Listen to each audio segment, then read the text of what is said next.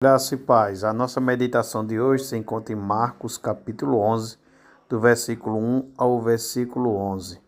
Quando se aproximavam de Jerusalém, de Betfagé e Betânia, junto ao Monte das Oliveiras, enviou Jesus 2 dos seus discípulos e disse-lhes: Ide à aldeia, que aí está diante de vós, e logo ao entrar achareis preso um jumentinho, o qual ainda ninguém montou.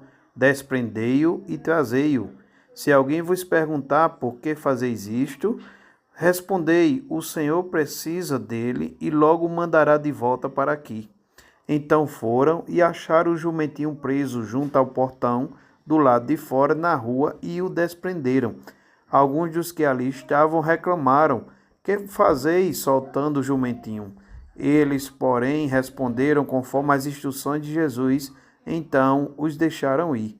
Levaram o jumentinho, sobre o qual puseram as suas vestes, e Jesus o montou. E muitos estendiam as suas vestes no caminho, e outros ramos que haviam cortado dos campos. Tanto os que iam adiante dele, como os que vinham depois, clamavam: Hosana, bendito o que vem em nome do Senhor. Bendito o reino que vem, o reino de Davi, nosso pai. Hosana nas maiores alturas.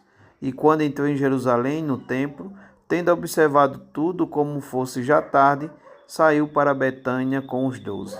Podemos destacar na nossa meditação de hoje pelo menos duas lições das que John Charles Ely nos traz acerca desse texto. Observemos, antes de qualquer coisa, quão público o nosso Senhor, de propósito, tornou um dos últimos atos de sua vida. O Senhor Jesus chegara em Jerusalém a fim de dar a sua vida e queria que toda Jerusalém tomasse conhecimento disso.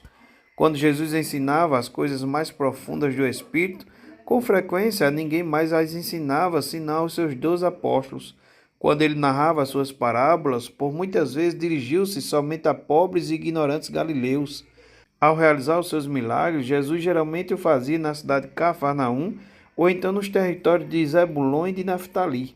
Entretanto, chegando o tempo em que ele deveria morrer, fez uma entrada pública em Jerusalém. Ele atraiu para si a atenção de governantes, sacerdotes, anciãos, escribas, tanto gregos quanto romanos. Ele sabia que o mais maravilhoso evento que jamais ocorrera no mundo estava prestes a acontecer. O eterno Filho de Deus estava às vésperas de sofrer em lugar de homens pecadores. O grande sacrifício pelos pecados estava para ser oferecido. O grande cordeiro pascal estava para ser imolado. O grande ato expiatório pelos pecados do mundo estava para ser realizado. Por conseguinte, ele cuidou para que a sua morte fosse eminentemente uma morte pública. Jesus determinou tudo de tal maneira que os olhos de todos em Jerusalém se fixaram sobre ele. Assim, ele morreu na presença de muitas testemunhas. Percebamos aqui mais uma prova da indizível importância da morte de Jesus Cristo. Entesouremos no coração as graciosas declarações do Senhor. Esforcemo-nos por caminhar nas mesmas passadas de sua vida santa. Valorizemos a sua intercessão em nosso favor. Anelemos por sua segunda vinda.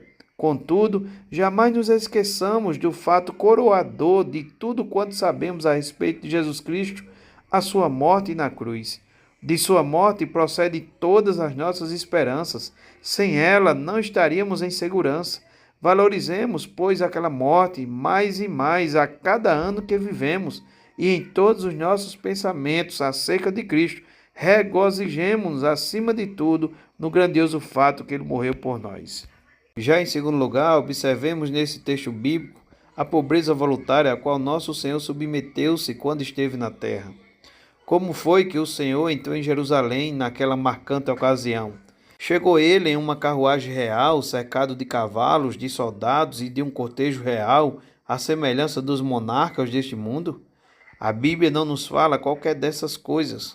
Pelo contrário, lemos que ele tomou emprestado um jumentinho para naquela ocasião assentar-se sobre vestes de seus próprios discípulos, por faltar-lhe uma sela. Isso estava em perfeita consonância com o teor do seu ministério. Jesus nunca teve qualquer riqueza neste mundo. Quando ele atravessou o lago da Galiléia, fê-lo em uma embarcação tomada por empréstimo. Ao dirigir-se à cidade santa, fê-lo em um animal que não era seu. e ao ser sepultado, colocaram-no em um túmulo que pertencia a outro homem. Nesse simples fato, encontramos mais uma instância daquela admirável mescla de poder e de fraqueza, de riqueza e de pobreza, de deidade e de humanidade, que com tão grande frequência pode ser detectada na história de nosso bendito Senhor. Quem, dentre os leitores atenciosos dos evangelhos, poderia deixar de notar que aquele que algumas vezes experimentou fome era capaz de alimentar milhares de pessoas com apenas alguns pães? Que algumas vezes sentiu-se exausto, aquele mesmo que podia curar os doentes e enfermos, que aquele que expelia demônios foi ele mesmo tentado algumas vezes, e que aquele que era poderoso para ressuscitar os próprios mortos haveria de submeter-se ele mesmo à morte. Vemos exatamente a mesma coisa na passagem que estamos considerando. Vemos o poder de nosso Senhor no fato que ele moveu as vontades de uma vasta multidão para conduzi-la a Jerusalém em triunfo. Também percebemos a pobreza de nosso Senhor no fato que tomou um jumentinho emprestado para transportá-lo em sua entrada triunfal. Tudo isso é notável, porém é apropriado. É justo e correto nunca esquecermos essa união das naturezas divina e humana na pessoa de nosso Senhor. Se pudéssemos ver apenas os seus atos divinos, talvez esquecêssemos que ele era um homem. Se olharmos somente para os momentos em que ele experimentou a pobreza e a debilidade, talvez esquecêssemos que ele era Deus. O propósito de Deus é que vejamos em Jesus o poder divino e a fraqueza humana unidos em uma única pessoa.